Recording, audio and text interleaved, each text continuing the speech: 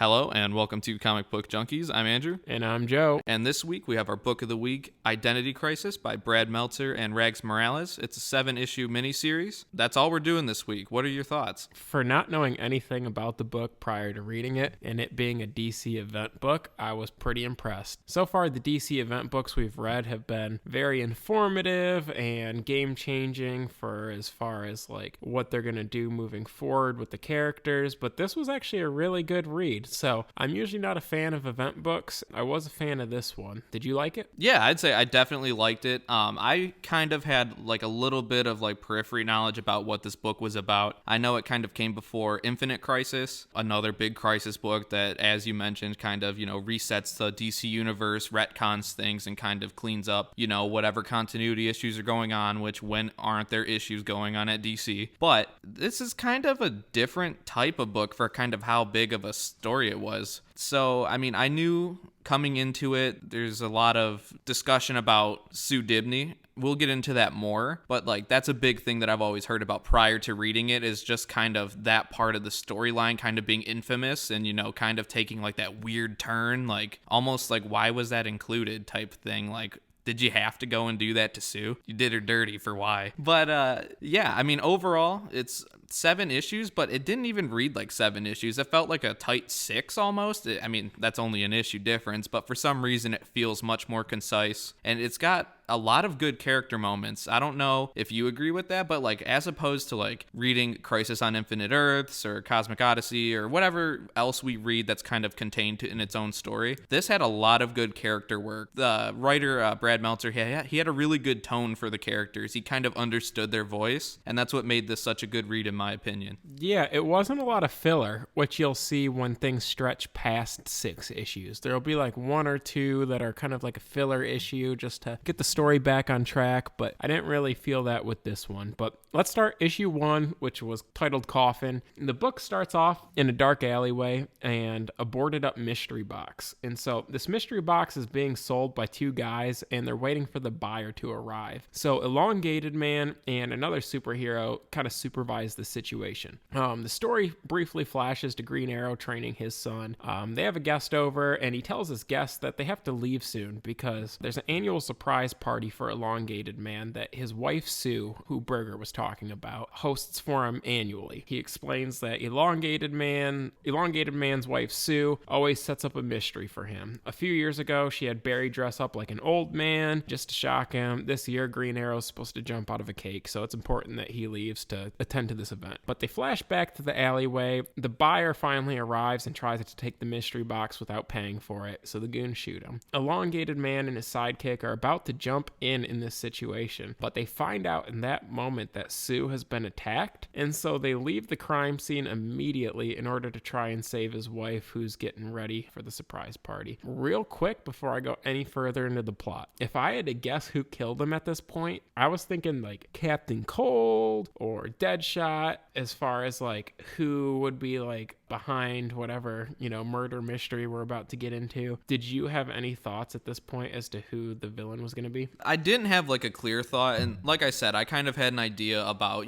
some parts of this story coming into it. I didn't really know a lot. So I had always kind of thought like, oh, it's got to be Dr. Light, right? Just because I had always heard his name floated as being a big part of this story. So I'm like, no, it's probably Dr. Light. And then I'm like, we'll just see how it transpires, I suppose. But then there was a lot of twists and turns, and they do a pretty good job, especially if you were reading this as it was coming out. I could imagine that there were a bunch of twists and turns that you didn't see coming, especially waiting each month, not knowing what was going on. I feel like they did a pretty good job of like introducing you to the plot elements as the characters themselves kind of learned what was going on. So it was a very enticing read in that regard. I will say that even though I had my suspicions that it could be like Captain Cold or Deadshot, I knew that none of them were big enough villains to actually kind of threaten the DC Universe or Justice League. So I knew that there had to be somebody else kind of pulling the strings. But I guess to go back to the plot. Elongated Man finally makes it back to the crib to find his whole place in ruins, right? So he stretches around the house to find his wife, Sue, and she's dead in the wreckage. Furthermore, he knew that what his surprise was going to be, but she had an even bigger one,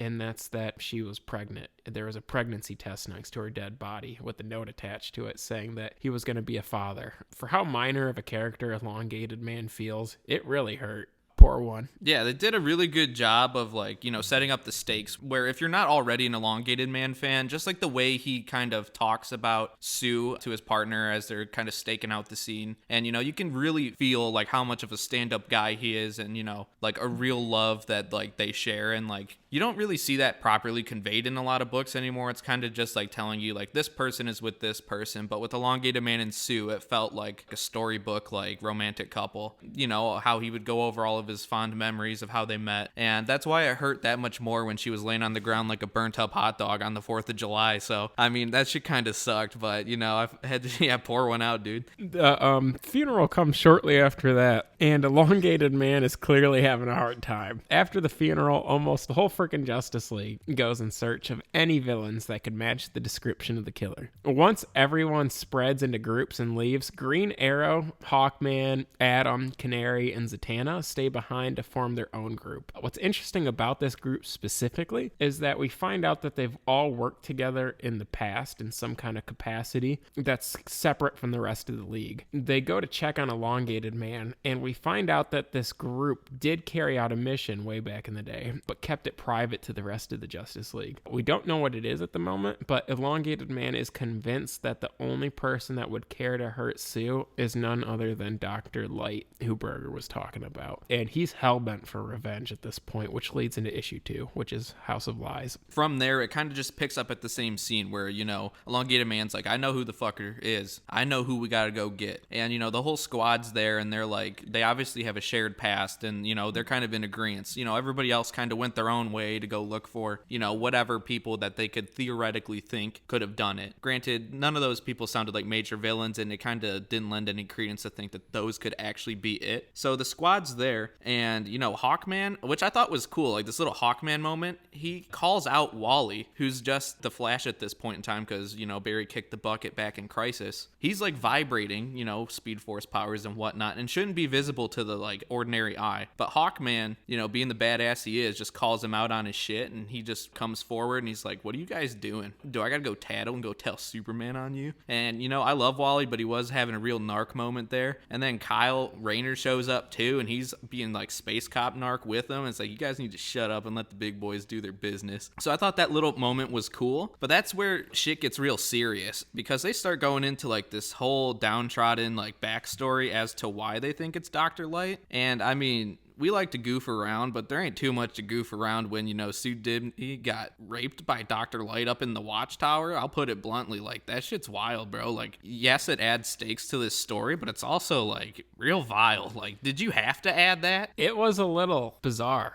Sue's on a satellite in space. It's a flashback, and they're fighting Hector Hammond, some villain. And when the group's fighting him and Sue's just at the satellite by herself, just stargazing, Dr. Light breaks into the satellite and sees Sue by herself. So dude turns around and starts snarling like a raccoon with rabies. Dude, ain't that the truth? They really made him out really weird. And he starts raping her. And thankfully Sue was able to hit like some kind of panic button, but because he's Dr. Light, he blinds her. And Barry Allen comes just in time to separate the situation, and then the rest of the Justice League comes in after that. Well, this group that's separate from the Justice League, the Reserve right? Gang. Yep, so like Hawkman and all them that we just mentioned, Zatanna, and they fuck him up. But the dude is so junked out on adrenaline that he doesn't really like feel it, and so they're really wondering what to do about Dr. Light in this situation. Hawkman gets so pissed he takes his mace and like smashes his skull with it, but he's still not dead. No, right? Dude, and he's talking about like hide your kids, hide your wife. Like, he's on one, bro. Yeah, he not only did he say he's not gonna stop searching for Sue and stop coming after her, he's like, you better like watch your wives too, because like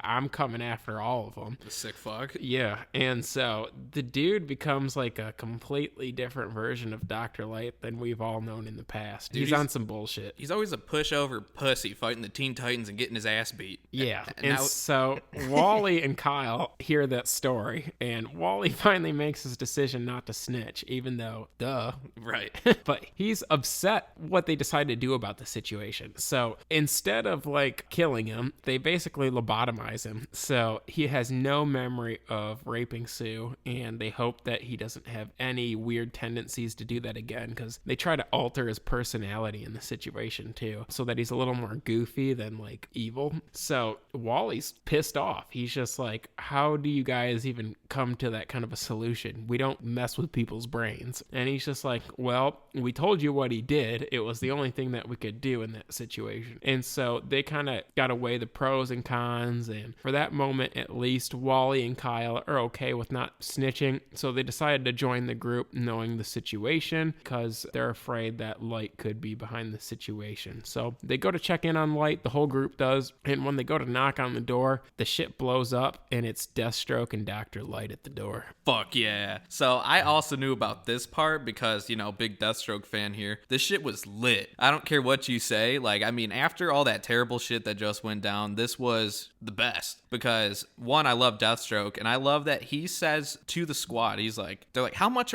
is he paying you? Do you know what he did? And he's like, don't care. He's like, I do this for free. And I thought that was badass, because he's a mercenary and he's pretty like morally ambiguous. He says, money talks. And he's like, I don't like y'all enough to where I do this, any day of the week. And he does. He goes through and he kicks everybody's ass one by one on like 7. And I really like too, because it's Deathstroke feats here. Wally rushes him, and there's no way he should be able to get a speedster. He tags him with a sword through the like chest and just like wrecks his shit. Then he goes and beats the tar out of Hawkman. He beats the tar out of Zatanna, and the whole squad's down bad. He crinkles Green Lantern's fingers until they're like fucking mashed potatoes, which is messed up, just to peel his ring off. Shouts out Charlie. Yeah, pretty wild. Charlie Pena, I hope you're listening.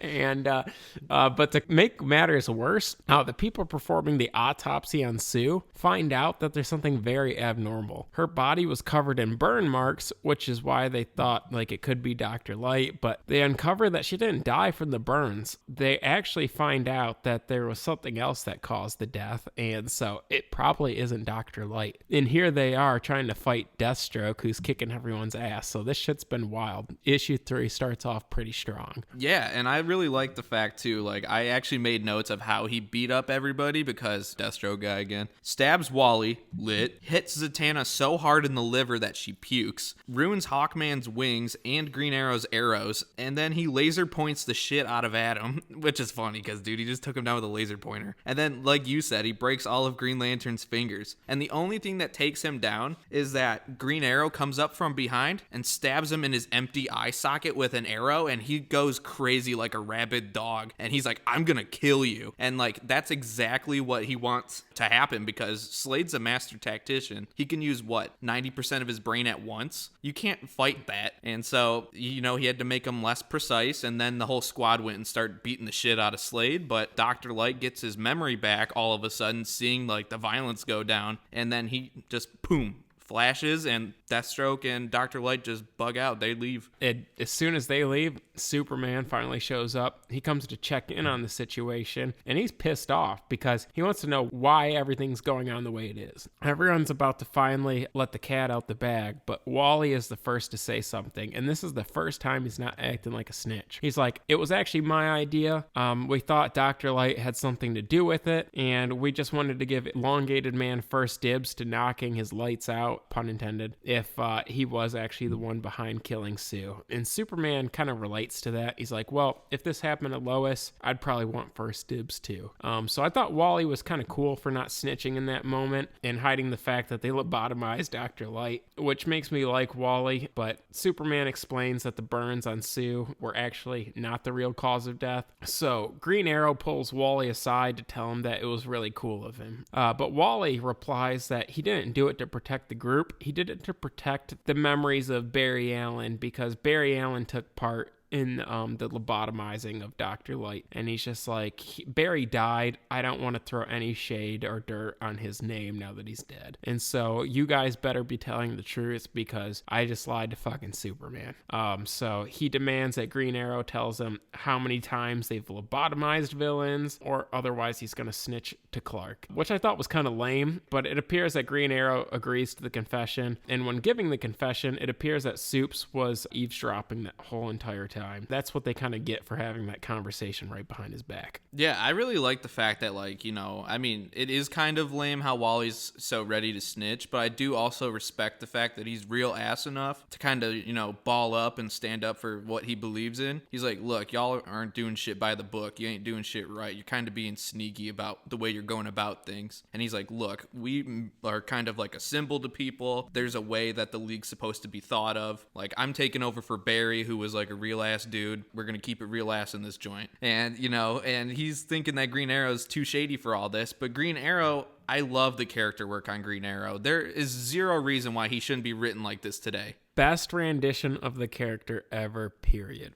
Dead ass. And so, yeah, like I said, like just through the whole story, like it's kind of told through the lens of Green Arrow, and there wasn't a better narrator you could have picked, and it didn't even make sense that he should have been picked, but perfect choice there. At the end of the issue, we find out for sure that this is the work of someone who knows that Sue was Elongated Man's wife, because Adam's soon-to-be ex-wife is now hung by her neck in her own apartment, suggesting that the serial killer wants to hurt the Justice League in the most painful way possible, and that's by going after their kids, their family, etc.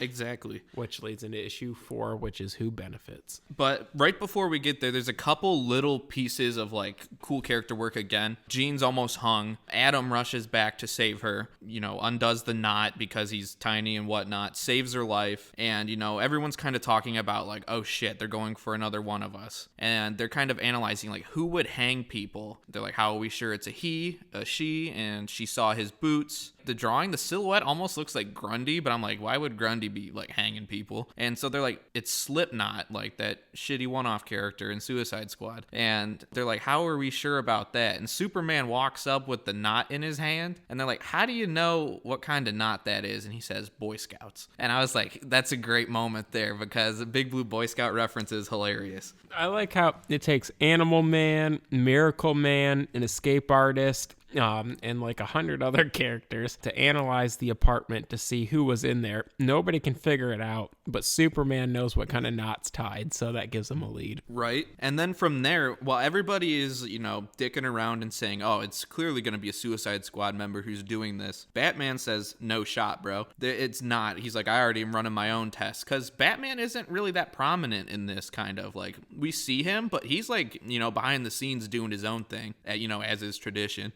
He's having kind of like an inner monologue almost, and he has a line where he says he can stop when he wants to, but today is not that day and tomorrow isn't either. And I love that he's like so dedicated to it. He's like, I'm not addicted, but he's like, I'm not quitting either. So it's just like, that's cool. I love Batman in this story too. I just felt like all the characters were just written great. I also do like at the end there where we weren't really reading the books as they came out, but there was a time when Hal Jordan was the Spectre, and Ollie has to go and visit him in the graveyard, and he's asking for help because obviously the Spectre is like the wrath of God, and he's borderline omniscient and can, give the deets if he wants, but he doesn't because he says it's not up to me. He's like, I serve a higher power, which it's like, God, just help him out for once. It was at least cool to see Ollie and, Hal chilling in the graveyard, kind of shooting the shit, like old friends from like the Neil Adams run and stuff like that. So I thought that was cool. But ultimately, I do like the tongue-in-cheek moment too after, Hal says, ultimately, I can't help you, but,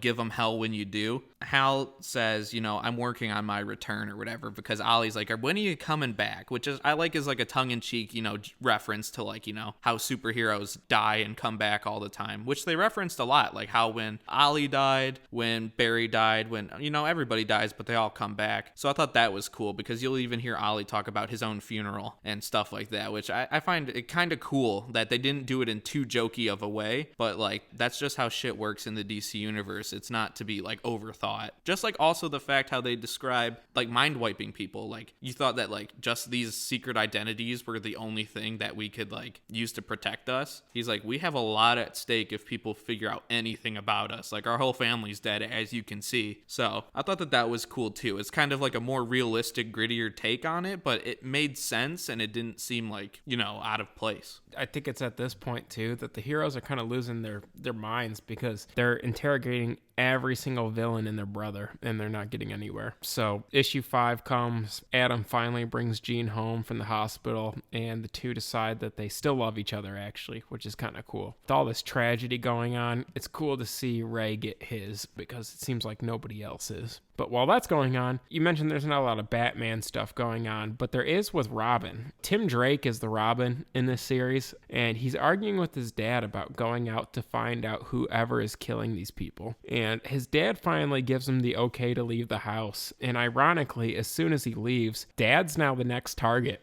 And at the end of this issue, we find out Captain Boomerang, of all fucking people, busts through the door and sling a boomerang at Robin's dad, which hits him, but also gets shot by a gun. And so they kind of get hit simultaneously. And they both appear to be lying on the floor in their own blood, which is a pretty sweet way to cap off Chapter 5, which is called Father's Day. Gunned up and clap quick, which, it was pretty ironic. And it was kind of touching, too, how, like, Tim's dad is kind of telling him, he's like, look, man, it's not your fault. He's like, I had a great day spending the day with you yesterday and all that. He's like, it's not your fault. And it's like, don't say that if you know you're gonna die and your son's like on the phone with you, because he's gonna feel like dog shit for the fucking rest of his life. And Bruce says, no shot, dude. He's like, not again. Because he's like, losing parents is fucking hell. So Batman turns the fucking whip around and they shoot over there, but it's too late, dude. And he consoles him. He says it's okay after he just saw his dad laying in his pool of his own blood by a fucking overweight retired Captain Boomerang. Yeah, it's at the beginning of this issue that we can confirm that both Boomerang and Robin's dad are dead as fuck. Poor one. Thankfully, Batman, being an orphan himself, can console Tim, but meanwhile, Boomerang's son is pissed that he had no access to his dad's death because his dad's a fucking nerd. But Wally meets up with Green Arrow and tells him he had a vision of the story that was relayed to him about lobotomizing Light's mind. In that vision, Batman was there too, which was left out of the story that he was given. So he basically confronts Green Arrow and asks if his vision was correct. And they go back and forth until Arrow finally confesses that Batman was there, actually. He showed up at the end of the process and was so pissed off that he got violent. Whoa. And Zatanna was able to freeze him in place just in time so they could decide what they want to do. And they lobotomized Batman too. Bro, they were panicking. They're like, oh shit, you're not supposed to do that. Yeah. Because he was about to beat their ass. Wally's pissed. Wally's really pissed. And he goes on a rant about how you can't do that to Batman. He's like, bro, you fucking serious? But Green Arrow's quick to say, you don't think he's done that to us? And he's like, whoa. And which is, I thought, gave this story even more depth. But Arrow doubles down and starts telling Wally that there's a reason that we continue to keep our identity safe, and that you don't wear a mask just for yourself, but for your wife, your parents, and children, which was pretty deep. Like you said, Green Arrow was the best idea of a narrator that you could have asked for because he killed it. Why doesn't he do this anymore, dude? Why have they just thrown him by the wayside and made him like a discount Hawkeye instead of being like the badass archer he's always been? Swap him out for Morgan Freeman. You're good, dude. Yeah, pretty much. But while that's going on, we learn that the autopsy on Sue has revealed even more information, and that she actually had a block in her bloodstream to her mid-medulla, which cut off the blood supply to her brain, which is actually how she died. So her burns were just after the fact. A cover-up. Yeah, so furthermore, we find out that Boomerang was sent into Robin's house hoping to stage the situation so that it appeared that he was the one responsible for killing all these people, but it's definitely not him. And so at this point, I'm kind of thinking, who could be behind all of this? So my next guess was Two-Face, because it's called Identity Crisis, and the fact he is a big enough villain to kind of pull this off. So I'm thinking that's probably the move. But the autopsy leaks that there was little tiny footprints inside of her body, like, which means that it could only be done by one person. They're thinking that would have caused that block in the brain. And now we're thinking Adam is responsible for killing all these people in the Justice League at the end of issue 6, which is kind of wild because I'm sure a lot of people are pissed off and his friends even want to kill him. And I like that at the end, too, we kind of pan over to Adam and Jean kind of, hanging out, trying to get a little frisky, rekindle the flame, shooting loads, whatever. But he's being kind of funky in it. Like, she's talking with him, and he's kind of got this look on his face that's real kind of sinister. And I like that that's the cliffhanger they leave you with, because everything leads you to believe it's Adam. But then, bam, issue 7 starts. Jean did that shit. She's nuts, bro. She's the crazy ex that everyone warns you about. Bro, they're about to fuck. He dims the lights and gets in bed with her. And right before they get at it, get some whoopee, she asks a question about the case that was not leaked to the public. And instantly, he's like, whoa, whoa, whoa, whoa, whoa, whoa, whoa, whoa. There was no evidence of any of that. So how do you know that, Jean? And he was thinking, all the evidence, like, there was no evidence at the crime scenes. Everything was microscopic. And he's like, holy shit. He's just like, during the divorce, I bet she had access to my costume. So I thought that was pretty crazy. Yeah. It turns out that she only meant to knock Sue out and not kill her. And when she killed her, she burned the body because she didn't want to get caught for the evidence. And then things kind of started spiraling out of control. So she hired Boomerang because he's kind of like a C-list character. Dumbass. And she thought that, like, Robin's dad was capable of killing him.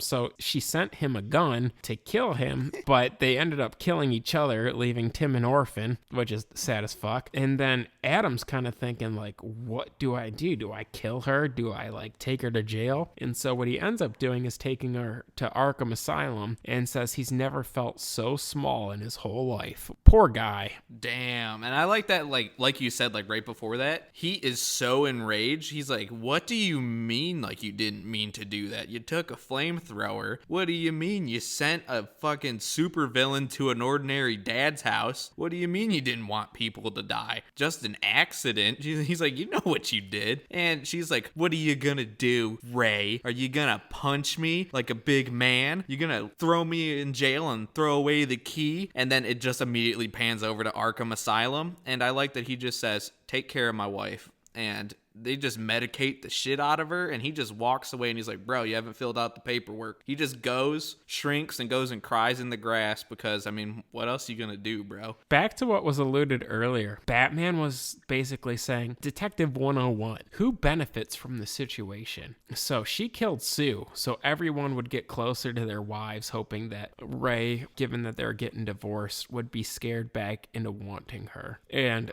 there we go. There's the whole who benefits from the situation. And so it was right in front of us the whole time. And we had no idea who the villain at the end of the story would have been. So I thought that was really, really cool, the way that they told this story. How the hell were you supposed to expect that, the Adams wife was like the mastermind behind a Justice League murder plot? Like, that's genius, honestly. Like, I don't want to like overstate it, but like, who would have thought of that? Like, I had no idea it was going to be her. And at the very end of this issue too, Green Arrow reflects to Wally and says, if you want a good enemy, choose a friend. They know exactly where to strike. And that hit home, dude. Green Arrow nailed this story. I thought it was one of the better DC event books I've ever read. Real talk. And like, I don't hate, but I don't like events like most people probably don't. And I know that you don't either. But for something of this quality to have come out, and like actually like kind of slap, I respect it, because usually a lot of these like lose the plot halfway through, or they focus too much on building the world rather than,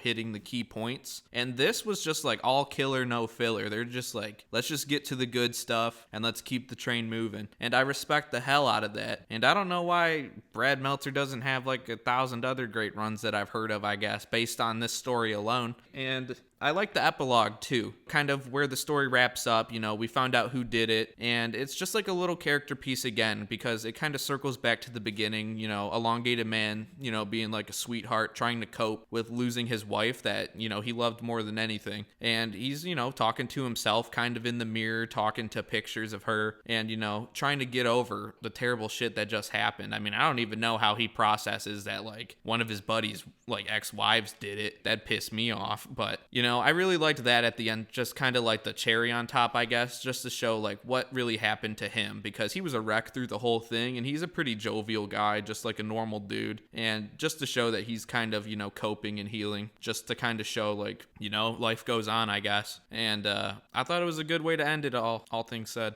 That being said, what would you rate it? Shoot. So I don't want to understate it, but with my scale kind of being a little different than yours, I'm going to go 8.5 out of 10. I would consider that high praise in my book. It was a great story, honestly. And, I'm raising a puppy now and don't have a lot of time to focus on too much, especially, like reading stuff. But I was like kind of immersed in this story as I was reading it. Like I'd sit on the couch and I'd flip out and I'd be like thinking about it. I was like, that was pretty badass. And it had a lot of good moments, and, it's kind of a detective story. And if you like that, I would recommend it. And, I love anything DC, and I think that they did a great job. I can't state that enough. The tone and the voice for each character, and the fact that they were able to use so many different characters and, not underutilize or overutilize any of them. It was pretty even across all the characters, and they used them very tastefully. So it was cool. I really liked it. 8.5 out of 10. Art's good. Writing impeccable. I would recommend it to any DC fan, that's for sure. What say you?